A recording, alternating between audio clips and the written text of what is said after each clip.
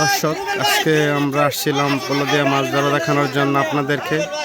আপনারা দেখছেন এখানে সবাই মাছ ধরার জন্য প্রস্তুতি হচ্ছে। পুকুর পাড়ে ওদের আগ্রহ নিয়ে বসে আছে মাছ ধরার জন্য। তারা আদেশ পেলে নেমে যাবে মাছ ধরার জন্য। সবাই অনেকক্ষণ যেমন অপেক্ষায় আছে মাছ ধরার জন্য। অনেক বেশি আগ্রহ নিয়ে তারা বসে আছে।